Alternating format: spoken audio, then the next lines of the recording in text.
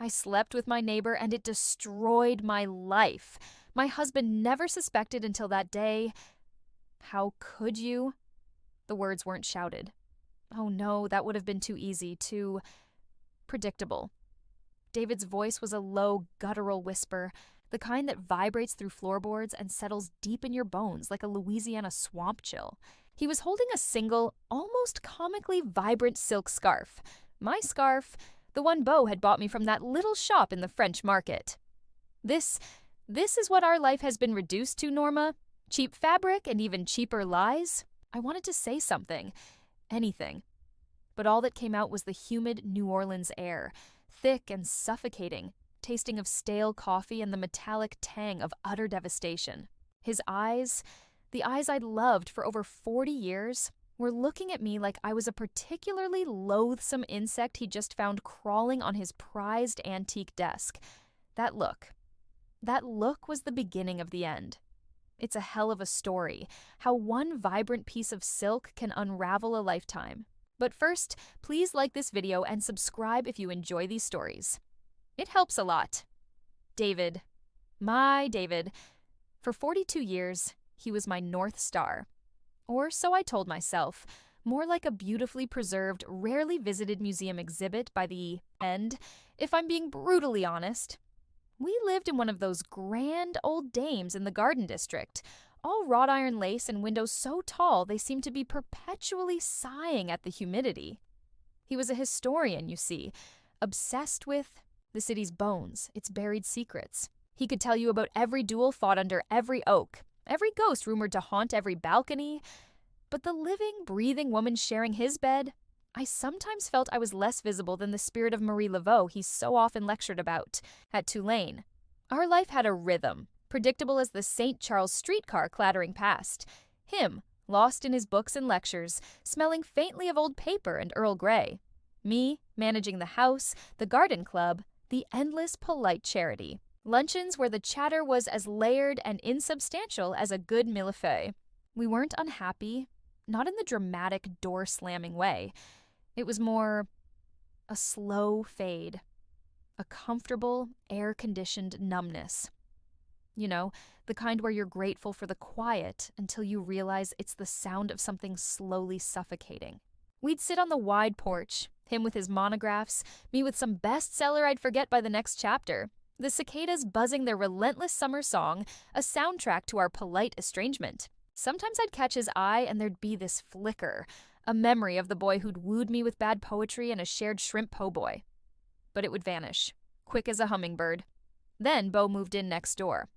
Beauregard Sinclair, if you can believe a name so perfectly, tragically New Orleans. He bought the old Coulon place, the one that had been empty for years, slowly surrendering to the jasmine and the damp. David was vaguely pleased. Another old house saved from developers. He even went over with a bottle of Sazerac rye as a welcome gift, a gesture so uncharacteristically neighborly it almost made me suspicious. Beau was, well, he was the opposite of a museum exhibit. He was a live wire, a sax solo in the middle of a hymn. Younger than us, maybe early 50s, but with that roguish energy that laughs in the face of calendars. An artist, a sculptor, he said, with hands that looked like they knew their way around more than just clay. He had a smile that could charm the Spanish moss off the oaks, and eyes that actually saw you. I mean, really saw you. The first time he properly looked at me, over the crumbling brick wall separating our gardens, I felt like a forgotten photograph suddenly brought into sharp focus. He'd been wrestling with a tangled bougainvillea, shirtless in the oppressive August heat, sweat gleaming on his back. I'd just been inspecting David's prize-winning camellias, feeling about as vibrant as a pressed petal. "Quite the battle you've got there," I'd called out, startling myself with the casualness of it. He'd turned, wiped his brow, and grinned. "Nothing a cold beer and a little brute force can't fix, ma'am. Name's Beau." And just like that, the air, already thick, got a little harder to breathe. It wasn't just the humidity anymore. It was the hum of a different kind of storm gathering, one I hadn't even realized I was desperate to feel. That first exchange over the garden wall, it was nothing, really. The kind of pleasantry you exchange 100 times in a city like New Orleans, where the air itself seems to encourage a certain casual familiarity. Except it wasn't nothing. Not to me. It was like Beau had flicked a dormant switch somewhere, deep inside. Suddenly, the Garden District wasn't just a collection of beautifully aging houses. It was a stage. And I, for the first time in what felt like a lifetime, felt like more than just a piece of the scenery. David, bless his historically absorbed heart, wouldn't have noticed if I'd started wearing a feather boa to breakfast. He was deep into researching the Pontalba uprising of 1747, muttering about Spanish governors and Creole militias. Honestly, sometimes I thought those 18th century ghosts were more real to him than I was. Beau, on the other hand, noticed everything. He'd be out in his yard, coaxing life back into that neglected patch of earth, and he'd catch my eye. A nod. A wave. Then, it became actual conversations. He'd lean against the shared wall, wiping sweat from his brow with a paint-stained rag, and ask about my day, not in that perfunctory way people do, where their eyes are already scanning the room for someone more interesting. He'd actually listen. He asked about the books I was reading, the ones I usually forgot by the next chapter. He found my vague pronouncements on them surprisingly insightful, or at least he pretended to. And after years of David's polite academic dismissals of anything not footnoted, it felt like basking in sunshine. One sweltering Saturday, David was off at some dusty archive downtown. I was on our veranda trying to summon the will to deadhead the wilting petunias, the heat pressing down like a physical weight. Beau called over, "Norma, you look like you're about 2 seconds from melting into that wicker chair. I've made a pitcher of iced tea so strong it could resurrect a vampire. Care for a glass?" Before I could even manufacture a polite refusal, the kind years of Garden District etiquette had ingrained in me, I heard myself say, "That sounds like heaven, Beau." Heaven.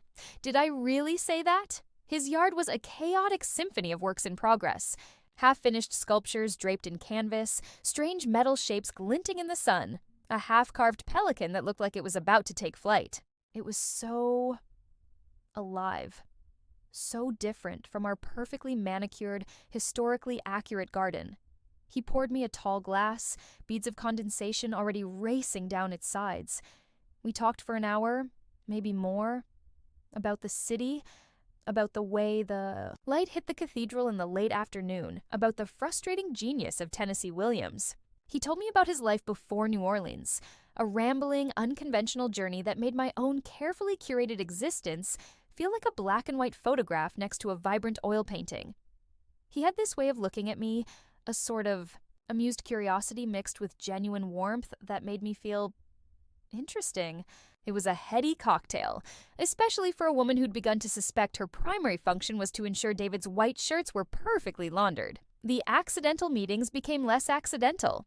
A shared smile at the French market, when I was picking up Creole tomatoes and he was looking for just the right piece of driftwood. A brief chat outside Commander's Palace, where I was heading to yet another interminable committee lunch, and he was, as he put it, soaking up inspiration. He never pushed, never overstepped. It was all light, breezy, a welcome distraction, or so I told myself. But the truth? The truth was, I started dressing a little more carefully when I knew he might be in his yard. I found myself listening for the sound of his tools, the faint strains of the Zydeco music he often played. My world, once so predictably beige, was suddenly shot through with these tiny, vibrant sparks of anticipation. David remained blissfully, almost willfully, unaware. One evening, I actually tried to tell him about Beau, about how he was restoring the Coulomb place. Oh, the artist fellow, David had mumbled, not looking up from a brittle 19th century map of the Vieux Carré he was examining with a magnifying glass. Good. Needs a firm hand, that property. Leaky roof, I imagine. Foundation issues, too, probably. And that was it. My nascent, confusing, exhilarating connection with another human being reduced to leaky roofs and foundation issues. It wasn't even humor, just dismissal.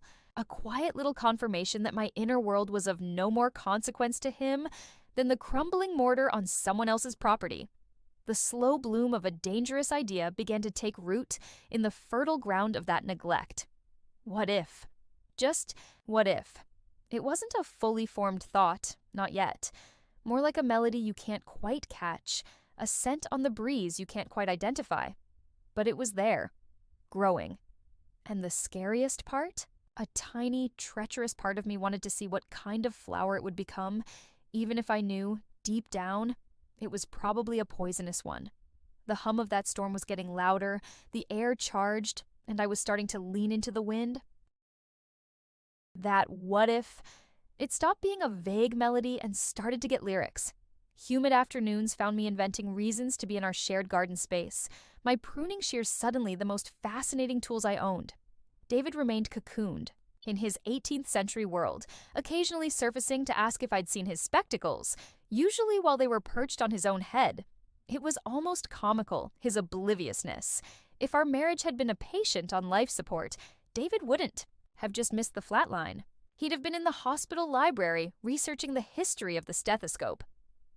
One Thursday, Beau caught me ostensibly battling a patch of stubborn weeds that, in truth, had surrendered days ago.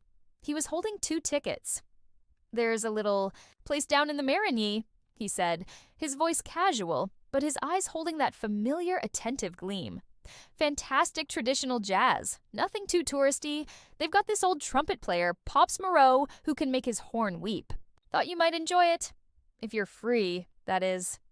Free? I was practically a professional at being free.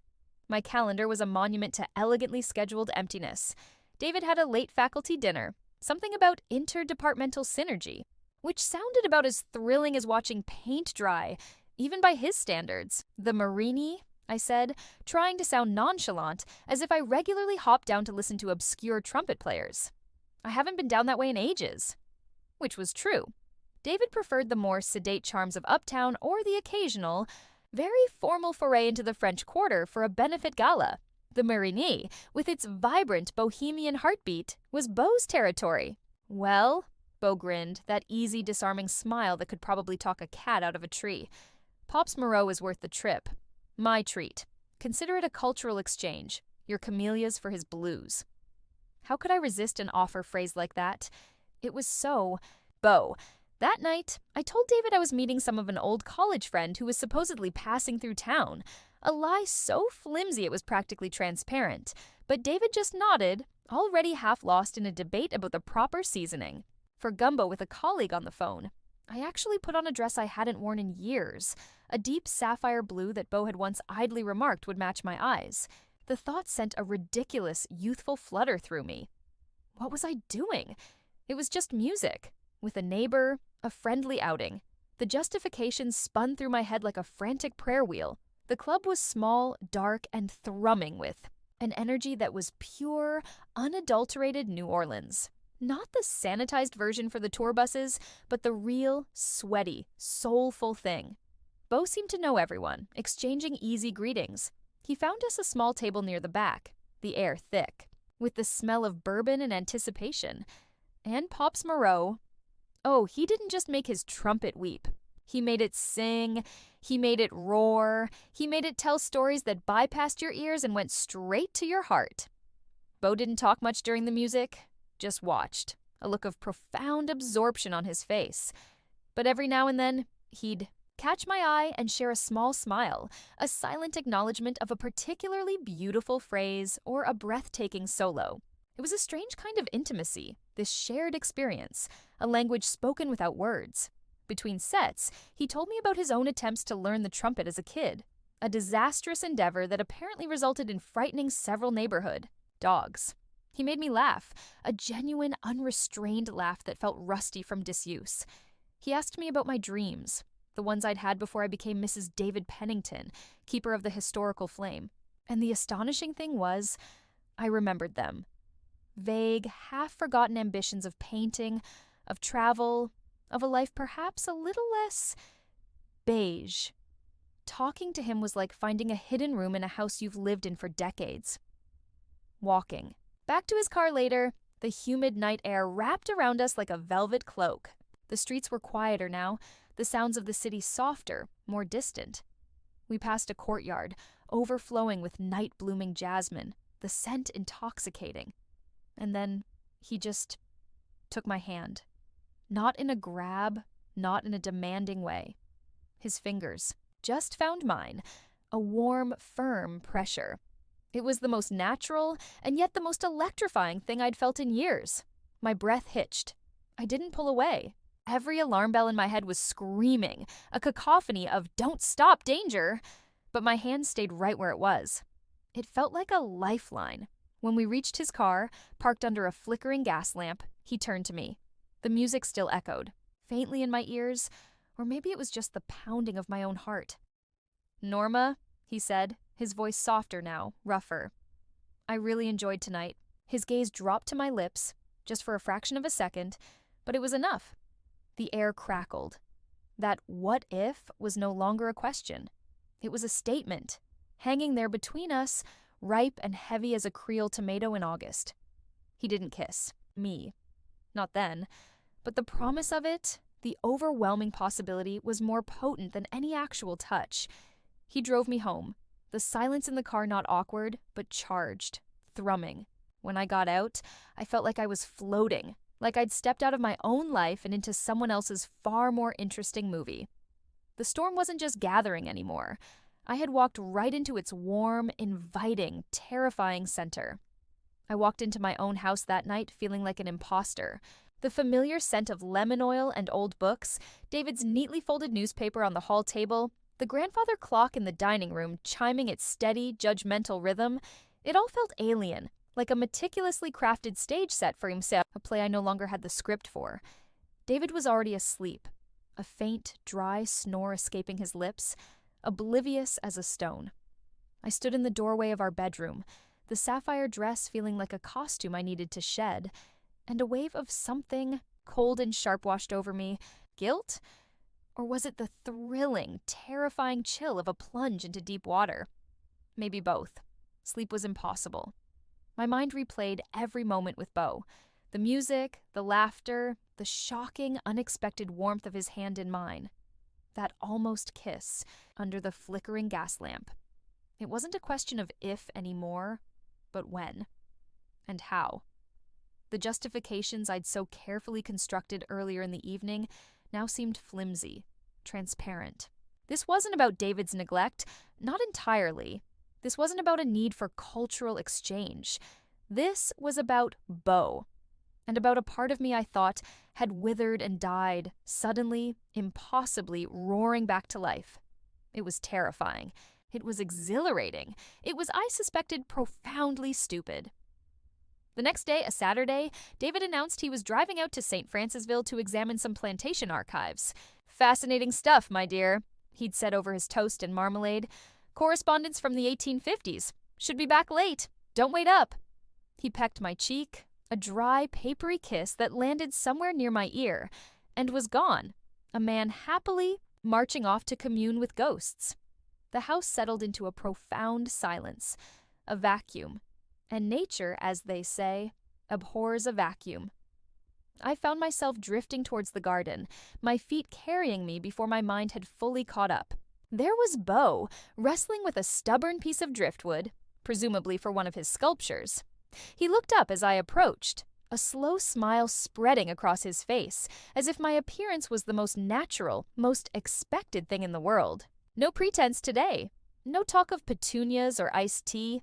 The air between us was thick with unspoken things, with the memory of last night. "Morning, Norma," he said, his voice a little rough. "Sleep well?" A laugh, brittle and nervous, escaped me. "Not particularly. You?" He just looked at me, his eyes searching mine. "I kept hearing trumpet solos." He put down his tools. "I was just about to make some coffee, the real New Orleans kind, the kind that'll put hair on your chest, or at least make you feel like you could wrestle an alligator." He paused. "My studio's a mess, but the coffee's good." It wasn't a question, it was an invitation. And I, Norma Pennington, pillar of the Garden District, wife of 42 years, walked through the gap in the crumbling brick wall and into Beauregard Sinclair's wonderfully chaotic, gloriously alive world. His studio was exactly as I'd imagined, only more so. Canvases leaned against every wall, some explosions of color, others stark and moody. Sculptures in various stages of completion stood like silent, watchful figures. Twisted metal, smooth, pale stone, rough-hewn wood. The air smelled of turpentine, Damp clay, sawdust, and that strong, chicory-laced coffee he was brewing on a battered hot plate in the corner. It was the smell of creation, of passion, of a life lived without worrying too much about what the neighbors thought. It was intoxicating. He handed me a mug, dark and steaming. Our fingers brushed. This time, neither of us pulled away. We stood, there for a moment, the silence humming, the unspoken thundering between us. "Norma," he finally said, his voice barely a whisper, setting his own mug down. He reached out, his thumb gently tracing the line of my jaw. "What are we doing?" My breath caught. "I have absolutely no idea, Beau." And for the first time, the not knowing felt like a liberation rather than a fear. And then he kissed me. It wasn't like the hesitant, almost kiss of the night before. This was a discovery, a homecoming. It was slow, then deep, then desperate. It was everything David's pecks on the cheek were not. It was 40 years of polite smiles and unspoken disappointments and carefully managed emotions dissolving in a rush of heat and longing. My hands found their way to his hair, his shoulders pulling him closer, as if I could absorb his vibrant energy, his artistic soul, right into my own fading one. The world narrowed to this small, cluttered studio, to the smell of coffee and paint, to the impossible, undeniable reality of his lips on mine. When we finally broke apart, gasping, the silence that followed was different. Not charged with anticipation, but ringing with the aftershock of something momentous having irrevocably occurred. He rested his forehead against mine, his eyes closed. I could feel the frantic beat of his heart, or maybe it was my own. "So," he murmured, a ghost of a smile playing on his lips. "Foundation issues, huh?" And I laughed, a shaky, breathless sound. The storm had well and truly broken, and I was standing right in the heart of it, drenched and defiant, and for one insane, terrifying, electrifying moment, I didn't care if I ever found my way back to dry land. The affair had begun. There was no unringing this bell, no one tasting this forbidden fruit. The taste of chicory and something else, something wild and dangerous, was on my tongue. That first kiss in Beau's studio. It wasn't just a kiss. It was a key turning in a lock I hadn't even realized was rusted shut. Suddenly, the world looked different. Colors seemed sharper. The ever-present New Orleans air tasted sweeter, laced with the intoxicating scent of rebellion and shared secrets. David's world of dusty monographs and historical minutiae, once my entire landscape, now felt like a faded photograph from someone else's life. Mine was lived in stolen moments, whispered conversations over the crumbling garden wall, and the thrilling, terrifying warmth of Beau's hand in mine during late afternoon walks along the quieter stretches of the levee, the Mississippi sighing. Beside us, we became experts in the geography of discretion. A quick, shared coffee in a bustling French market cafe, hidden in plain sight amongst the tourists and the street performers. An accidental meeting at a small, out-of-the-way art gallery in the warehouse district that David would never dream of visiting. Beau's studio became our sanctuary, a vibrant, paint-splattered haven where the outside world, with its rules and its judgments, couldn't touch us. There, amidst his sculptures that seemed to breathe with a life of their own, I felt seen, adored even. He'd sketch me sometimes, his gaze intense and focused, and under his eyes, I wasn't just Norma Pennington, the aging wife of a Tulane historian. I was art, a muse. It was a potent illusion. The lies, of course, began to accumulate like silt in a delta. Little white lies at first, a book club meeting running late, a migraine requiring a quiet afternoon alone. Then bigger ones, more elaborate fictions to explain my absences, my newfound glow, the subtle shift in my demeanor that I prayed David was too engrossed to notice. And mostly, he was. His obliviousness, once a source of quiet resentment, became my shield. He'd ask about my day, and I'd weave tales of committee meetings and garden club squabbles, my heart thudding a frantic rhythm against my ribs, the taste of chicory and deceit a constant presence on my tongue. It was exhausting, this double life. One part of me was soaring, alive with a passion I'd thought long dead. The other was cowering, terrified of the inevitable crash. There were close calls, of course, moments that made my blood run cold. Once David came home early from the university, finding me flushed and breathless after a hurried goodbye to Beau over the back fence. "You look a bit flustered, dear," he'd observed, his brow furrowed slightly. "Bit warm out today, isn't it?" I'd mumbled something about wrestling with a stubborn rosebush, my voice an octave too high. He'd merely nodded, already turning his attention to the mail, the moment passing. But it left me trembling, the precariousness of my new world starkly illuminated. It was like dancing on a wrought iron balcony rail. Exhilarating, yes, but with a fatal drop just inches away. The silence in our grand Garden District house changed. It was no longer the comfortable, if somewhat sterile, silence of routine. Now it was fraught, filled with unsaid things, with the ghost of Beau's laughter, the scent of his skin that I imagined lingered on me no matter how much I scrubbed. Even David, in his historical fog, seemed to sense a shift. He became quieter, more watchful, perhaps? Or was that just my guilt, painting suspicion onto his familiar, oblivious face? He'd look at me sometimes, a strange, unreadable expression in his eyes, and I'd brace myself for the question, the accusation. But it never came. He'd just sigh, turn back to his books, and the silence would deepen, heavier than the humid summer air. This new life with Beau was a vibrant, dangerous tapestry woven with threads of joy, passion, and a constant gnawing fear.